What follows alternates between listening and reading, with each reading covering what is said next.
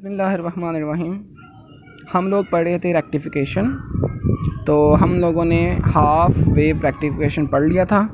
आज हम पढ़ेंगे फुल वेव रेक्टिफिकेशन।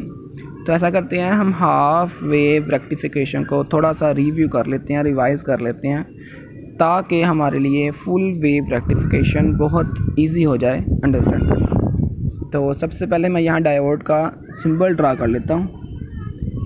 ये पोर्शन P कहलाता है, P रीजन, ये पोर्शन N रीजन कहलाता है। तो हम लोगों ने यहाँ जो सप्लाई लगाई थी, जो बैट लगाई थी, वो लगाई थी AC सोर्स, क्योंकि हमारा मेन पोर्शन ये था, मेन मकसद ये था कि हम AC को DC में कन्वर्ट कर दें। तो मैं अगर अपने इस वोल्टेज का इनपुट बना के यहाँ दिखाना चाहूँ आपको, तो उसका ये पोर्शन था, ये था प्लस, ये था नेगेटिव। तो जानते हैं हम लोगों ने, जब पॉजिटिव अप्लाई होता है, जब पॉजिटिव सप्लाई पहुंचती है डायोड में, तो करंट फ्लो करती है। तो हम बना सकते करंट की, इस तरह करंट को डायरेक्शन को शो कर सकते हैं आगे से। उसके बाद हम लोगों ने जब सेकंड पोर्शन भेजा था, तो ये हिस्सा हमारा बन गया था नेगेटिव, क्योंकि जब पॉजिटिव भेजा था तो ये हिस्सा पॉजिटिव था, ये हिस्सा नेगेटिव था, इसलिए करंट फ्लो कर गई थी पॉजिटिव से नेगेटिव की तरफ, जो कि थी हमारी कन्वेंशनल करंट। उसके बाद हम लोगों ने जब सेकंड हाफ साइकिल किया, तो ये पोर्शन बन गया नेगेटिव, तो ये पोर्शन बन गया पॉजिटिव। अब चूँकि ये P हिस्सा बैटरी के नेगेटिव से अटैच्ड है, तो ये रिवर्स बायस्ड हो गया। इस केस में करंट फ्लो नहीं करेगी। यानी कि अगर मैं यहाँ पे आउटपुट का ग्राफ बनाऊँ, तो आउटपुट ग्राफ में मुझे ये पोर्शन तो मिल जाएगा ड्यू टू फॉरवर्ड बायसिंग, लेकिन ये पोर्शन नहीं मिलेगा ड्यू टू रिवर्स बायसिंग। तो ये था हमारा सिंपल सा एक रिव्यू, लेकिन आप लोगों को डिटेल स्टडी करनी चाहिए। अब हम पढ़ लेते हैं जो सेकंड पोर्शन मोस्ट इम्पॉर्टेंट है। ये मोस्ट इम्पॉर्टेंट अंडरस्टैंड करने के हिसाब से भी है, इसके अलावा ये आपकी प्रैक्टिकल लाइफ में बहुत ज़रूरी है, और ये पेपर के हवाले से भी काफ़ी इम्पॉर्टेंट है। तो आज हम पढ़ेंगे फुल वेव रेक्टिफिकेशन।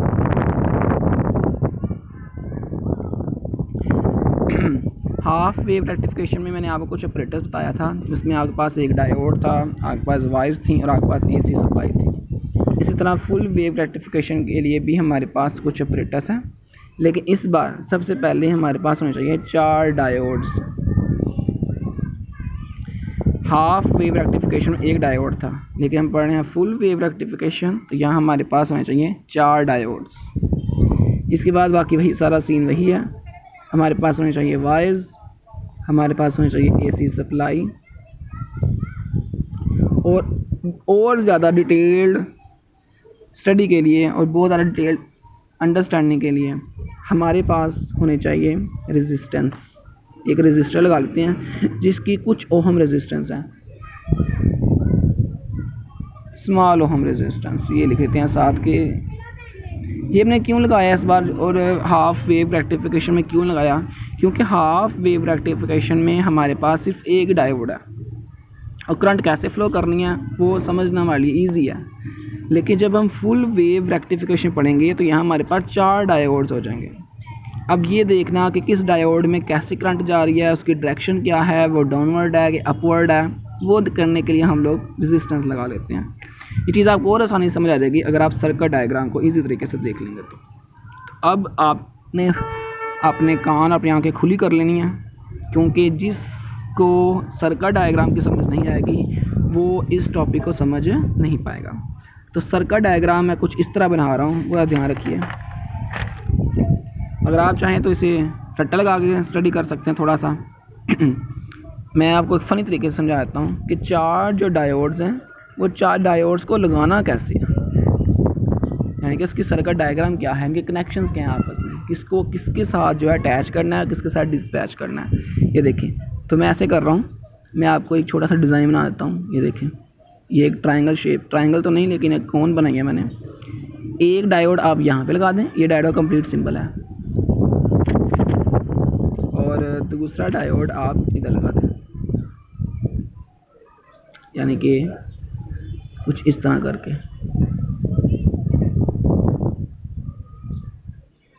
इसी तरह एक डायोड मैं लगा रहा हूँ इधर,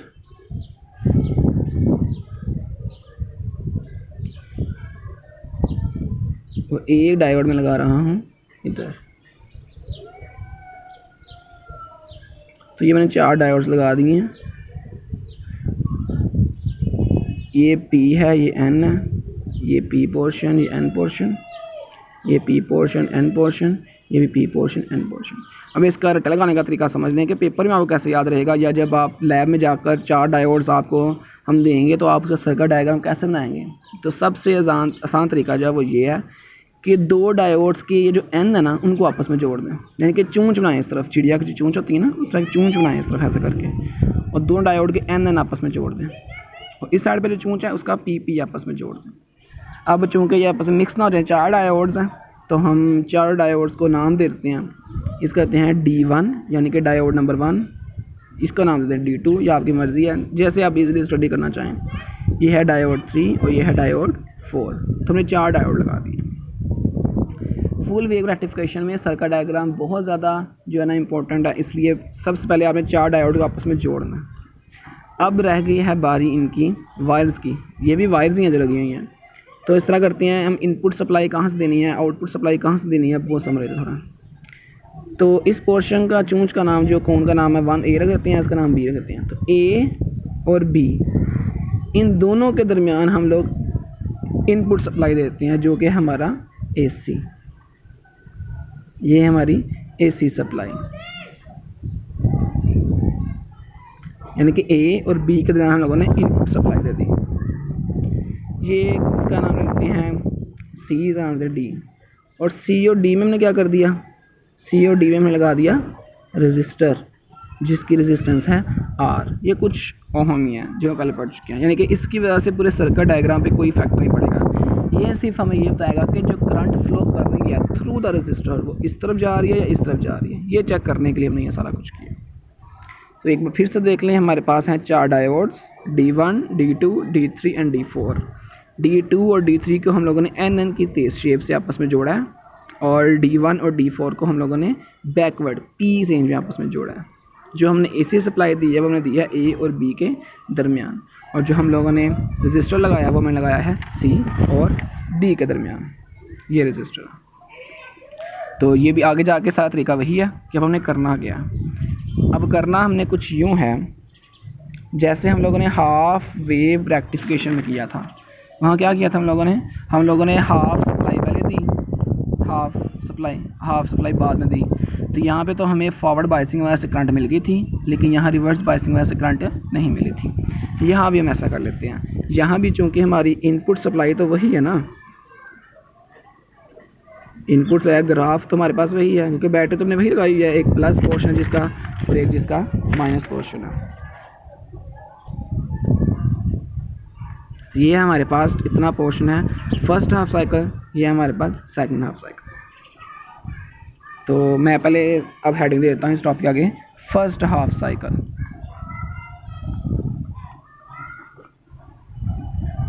ये पहले पोर्शन का नाम है, ठीक है। फर्स्ट हाफ साइकिल में क्या होगा, यानी कि जब आपने ये अप्लाई किया तो क्या होगा। चलिए चेक करके देखते हैं कि जब ये अप्लाई किया हो तो फिर क्या होगा। अब आपने डायग्राम को गौर से देखना, चूँकि आप फर्स्ट हाफ साइकिल पढ़ रहे हैं, यानी कि आप लोग पॉजिटिव पोर्शन दे रहे हैं, तो ये हिस्सा हो जाएगा पॉजिटिव, ये हिस्सा हो जाएगा नेगेटिव। अब ये पॉजिटिव टेंशन कहाँ जाएगा, अब ये पॉजिटिव टेंशन अपवर्ड जाएगा, फिर इस तरफ आएगा पॉजिटिव टेंशन। अब पॉजिटिव टेंशन यहाँ पहुँच चुका है।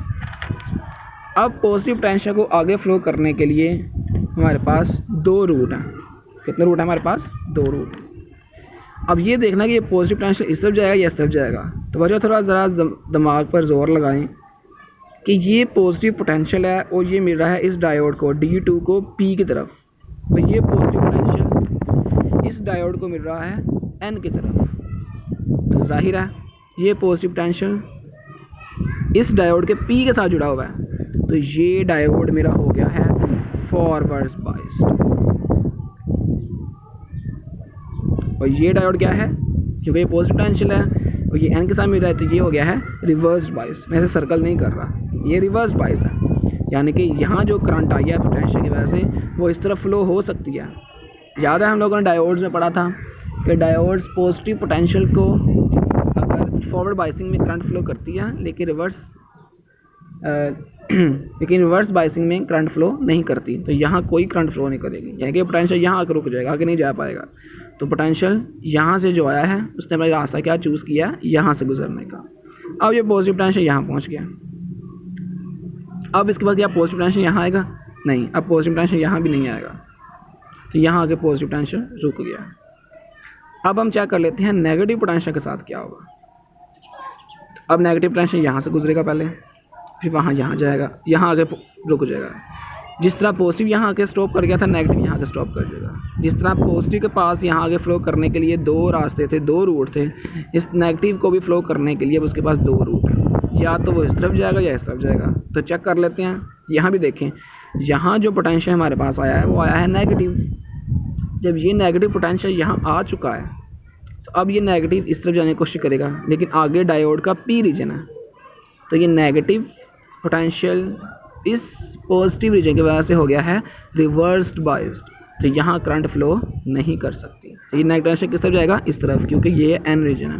और आप लोगों को फॉरवर्ड बाइसिंग की डेफिनेशन अच्छे तरीके से समझाई गई थी कि अगर बैटरी का बी डायोड के पॉजिटिव से जुड़ा हो, पी रीजन से जुड़ा हो, तो फॉरवर्ड बाइस्ड होगा, उसमें करंट होगी। तो ये एन से जुड़ा हुआ है, लेकिन नेगेटिव एन से जुड़ा हुआ है, तो ये हमारे पास हो गया फॉरवर्ड बाइस्ड, और ये क्या है? Reverse bias. तो हमने क्या सीखा अभी तक कि फ़र्स्ट हाफ साइकिल, यानी कि जब हम एसी सप्लाई लगाते हैं उसका फ़र्स्ट हाफ साइकिल स्टडी करते हैं, तो फर्स्ट हाफ साइकिल में हमारे पास डायोड 2 और डायोड 4 क्या रहते हैं? Forward biased. और डायोड 1 और डायोड 3 वो क्या रहते हैं? Reverse biased. यानी कि अब पूरा टॉपिक किस पे बेस कर रहा है? D2 और D4 पे। आइए अब देखते हैं D2 और D4 क्या करते हैं। तो जाहिर है बच्चों, अब मैं आपको करंट की डायरेक्शन बना देता हूँ कि करंट कैसे फ्लो करेगा पूरे सर्किट में।